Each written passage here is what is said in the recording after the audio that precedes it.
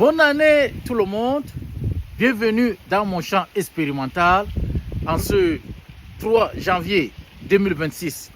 Alors aujourd'hui je vais vous parler de la canne à sucre. Alors la canne à sucre c'est une graminée originaire de la Nouvelle-Guinée qui a donc été répandue en Inde et en Chine au 5e et 6e siècle avant d'être donc introduite dans la Méditerranée par les musulmans au Moyen Âge et ensuite amenée par les Portugais vers l'ouest au 15e siècle avant de finir au Brésil au 16e siècle. Voici donc un résumé très court de l'histoire de cette graminée qui a commencé un début très timide à l'extrême est du monde, a traversé le temps et l'espace pour se retrouver à l'extrême ouest du monde, devenir la reine agricole du monde. Aujourd'hui, la canne à sucre est la culture la plus abondante dans le monde. Elle pèse 1,9 milliard de tonnes, très loin devant son deuxième qui est le maïs. C'est une plante qui a profondément changé le diète des hommes, car 80% du sucre consommé dans le monde provient de la canne à sucre, le reste provenant de la betterave à sucre. La canne à sucre a aussi profondément changé l'économie de ce monde,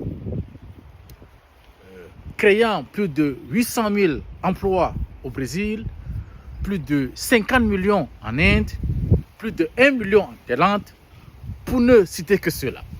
La canne à sucre a joué aussi un rôle crucial dans la modification démographique du monde, car elle a joué un rôle important, très important même, dans le déplacement forcé lors du triangle du commerce triangulaire, pendant laquelle 12 millions des Africains ont été déportés et dont 8 se sont retrouvés dans les champs de canne à sucre. Parmi les continents qui ont pris part au commerce triangulaire, l'Occident a tiré son épingle du jeu car ce commerce a joué un rôle sans doute dans sa révolution industrielle. Le Brésil, quant à lui, a transformé l'héritage des plantations de canne à sucre en une vraie révolution de la canne à sucre. Aujourd'hui, le Brésil est devenu le numéro 1 mondial de la production de la canne à sucre, produisant à lui seul près de la moitié de la production de la canne à sucre mondiale et exportant plus de 35 millions de tonnes. L'Afrique, qui a payé un prix catastrophique du commerce triangulaire, n'a que ses yeux pour pleurer. Et plus pire,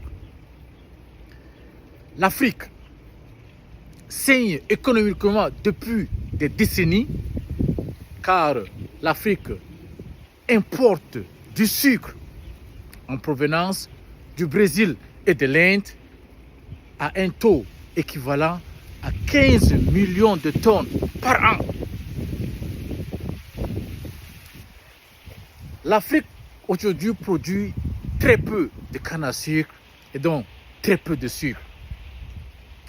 L'Afrique produit en moyenne 100 millions de tonnes de canne à sucre par an, ce qui est très insuffisant pour satisfaire sa demande galopante en sucre. Et par conséquent, elle doit satisfaire son autosuffisance par des importations à outrance. En titre d'importation de sucre vers l'Afrique pour 2023,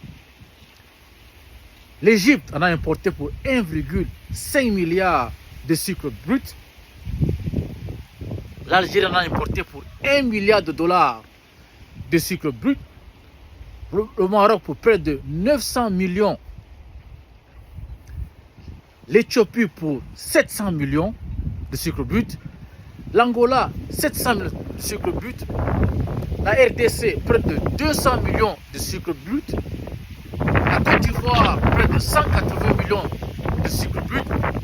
Le Sénégal, autour de 160 millions. Le Cameroun, le pays de mon père, en 2023, en a importé pour plus de 160 millions de dollars de sucre brut. La RCA, le pays de ma mère, importe 100% de sa demande de sucre, un pays pauvre par conséquent.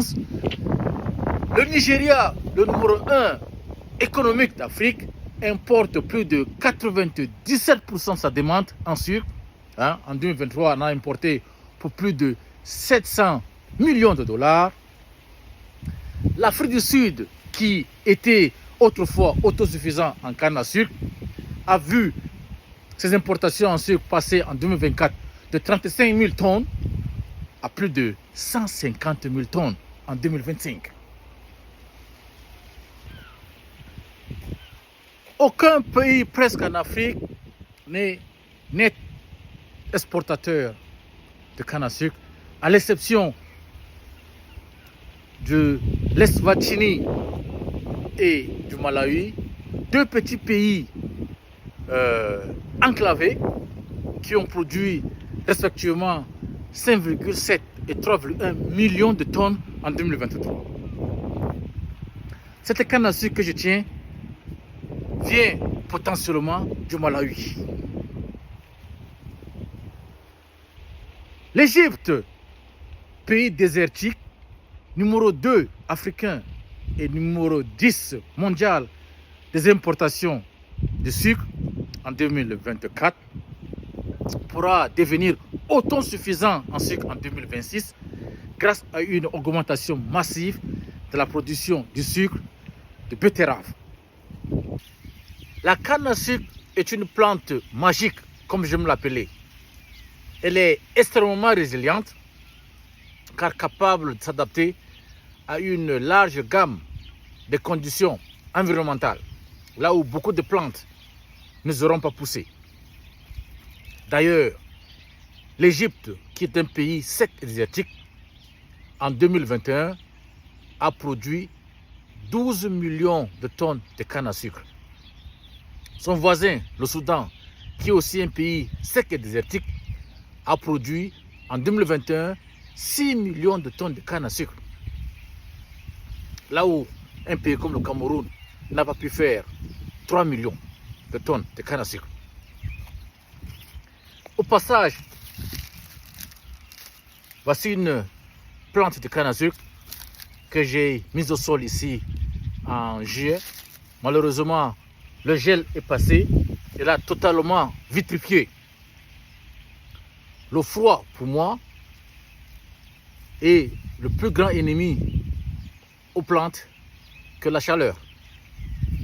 La canne à sucre est une plante à haut rendement, capable de produire entre 30 tonnes à l'hectare, allant jusqu'à 160 voire 180 tonnes à l'hectare en fonction des conditions agroécologiques. Cette bouture que vous voyez, si vous la plantez aujourd'hui, vous serez capable de faire chaque année une récolte pendant 7 à 10 ans sans avoir à refaire un autre semis. Aucune autre plante n'est capable de vous faire pareil.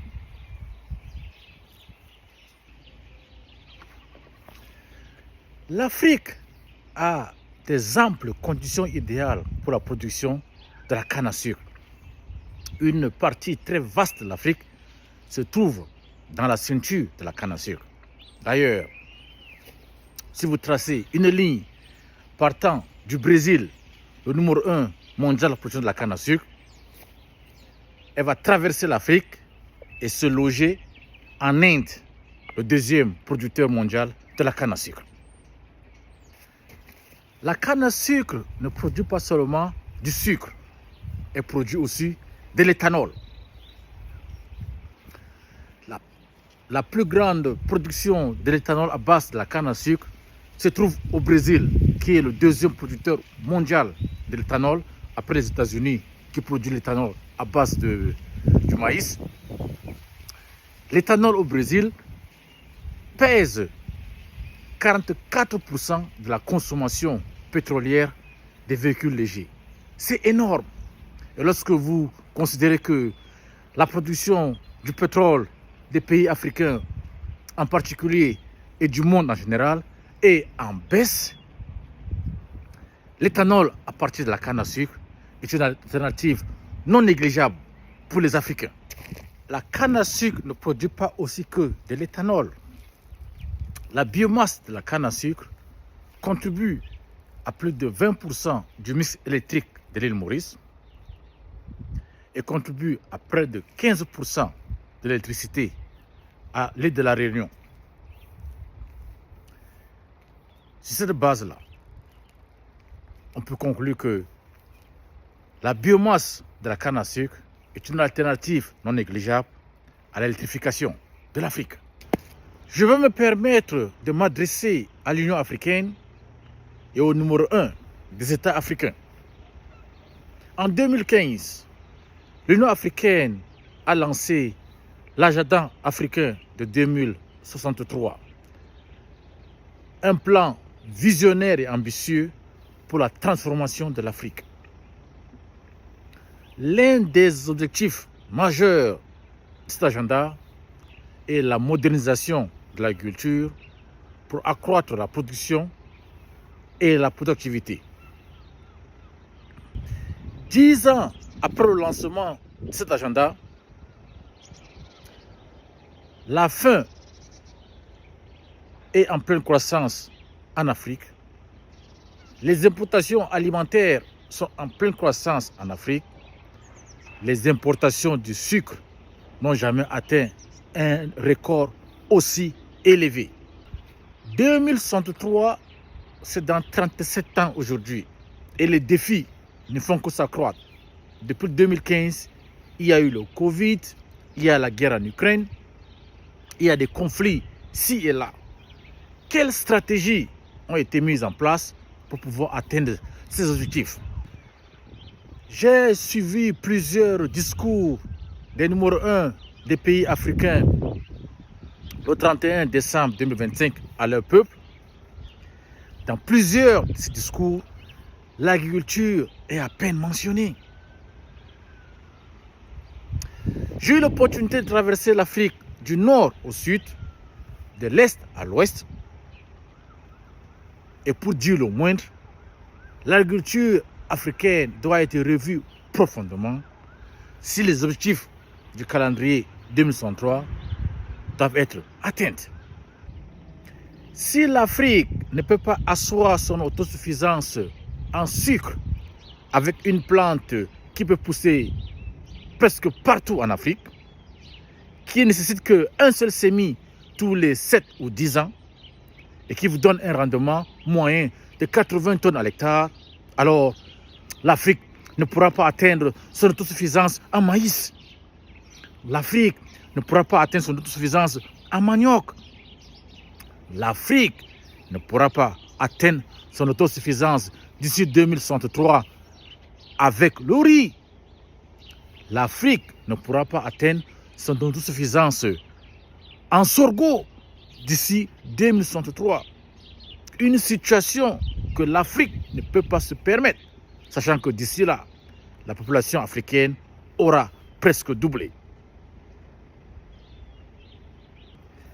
Avec une augmentation vertigineuse de la demande du sucre en Afrique, plus de 70% de croissance de la demande du sucre ces dernières 15 années, si l'Afrique n'augmente pas de manière drastique sa production de canne à sucre, les importations du sucre en Afrique en 2050 seront supérieures aux exportations du sucre par le Brésil. Pour faire feu de tout bois de la canne à sucre, l'Afrique ne doit absolument pas mettre en place un programme robuste de développement de la canne à sucre, mais l'Afrique doit opérer une révolution de la canne à sucre. La manière simple de faire une révolution de la canne à sucre en Afrique est de lancer une approche bottom-up, c'est-à-dire du bas vers le haut, basé sur une agriculture de conservation, qui est l'outil essentiel pour lancer une révolution abordable, efficace et facilement déployable à l'échelle nationale et continentale. L'Afrique peut ne pas avoir les moyens financiers et industriels pour transformer toute sa production de canne à sucre en sucre raffiné, là, ou en sucre roux, mais l'Afrique aura tous les moyens pour transformer toute sa production de canne à sucre en sucre artisanal. Ce sucre artisanal est faisable par tous, accessible par tous et deviendra un véritable changement de paradigme. Allez-y en Inde pour comprendre l'importance de ce sucre dans l'autosuffisance en sucre.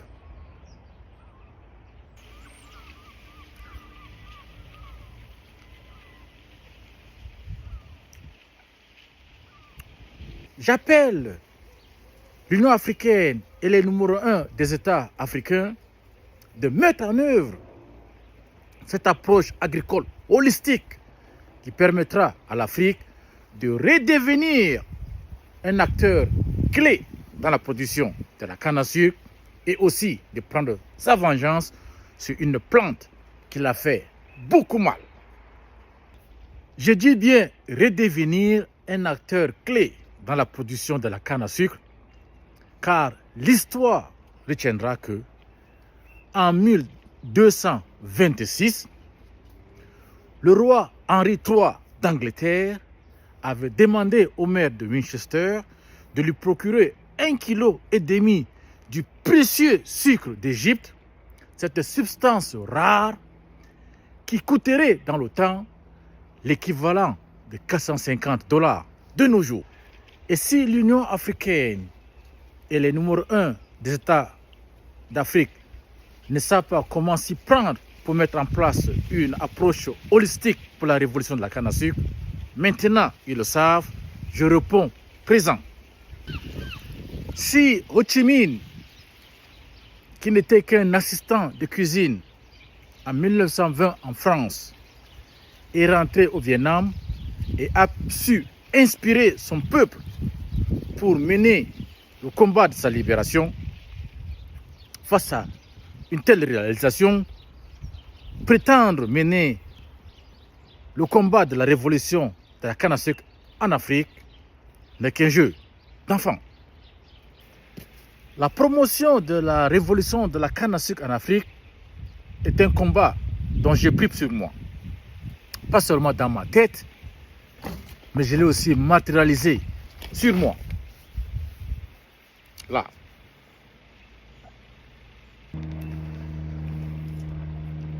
Ce combat est d'abord un combat du mindset, le combat du réveil mental de l'Afrique.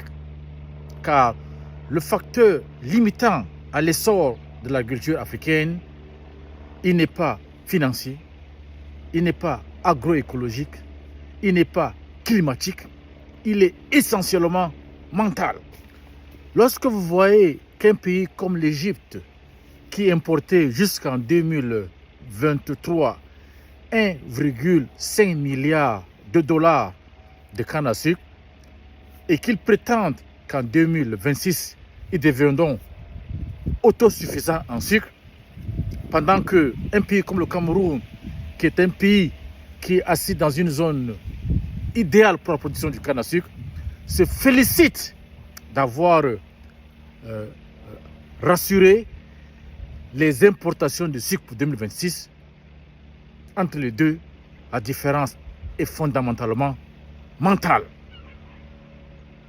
Lorsque le numéro 1 du Burkina, qui est arrivé très récemment à la tête d'un pays aux portes du désert, déclare le 31 décembre 2025 que le Burkina a atteint son autosuffisance alimentaire avec très peu d'efforts, en si très peu de temps, alors que d'autres numéros 1 d'Afrique, qui sont dans des zones très propices à l'agriculture, sont incapables d'une telle déclaration.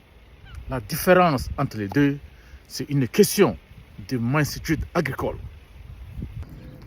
Regardez cette plante de canne à sucre dont j'ai mis les boutures au sol en juillet, dans ce pays de froid, dont malheureusement le gel est passé et l'a complètement vitrifié.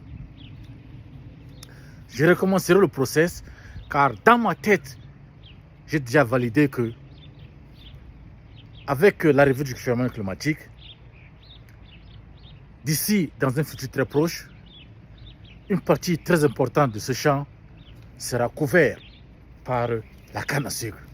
C'est ça aussi la mansuétude agricole.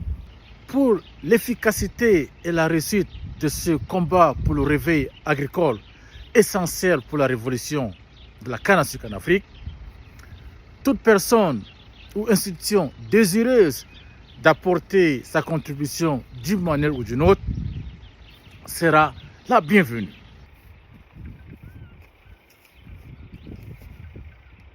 Ce combat agricole pour la révolution de la canne à sucre en Afrique, je veux le faire sans déviation, sans hésitation et sans répétition. Et si je n'y parviens pas, ma fille prendra le relais. Mon savoir-faire agricole n'est que l'arbre qui cache la forêt. La forêt étant mon savoir-faire agro-industriel. L'autosuffisance à sucre n'est juste pas une urgence africaine, elle est une urgence mondiale face aux défis dont le monde fera face bientôt. Sur ce, je demande à tous les Africains et à toutes les personnes de partager massivement cette vidéo à l'Union africaine basée à Addis Abeba et au numéro 1 des États africains, ainsi que à toutes vos connaissances. Je vous donne rendez-vous ici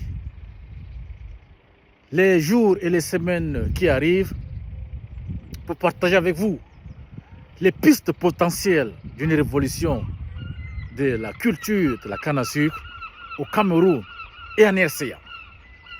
D'ici là, je souhaite à chacun d'entre vous une très bonne année, pleine de santé, pleine de bonheur. D'ici là, ciao, ciao. En attendant, je souhaite à chacun d'entre vous une année 2026 pleine de santé et pleine de bonheur. Bonne année à tous.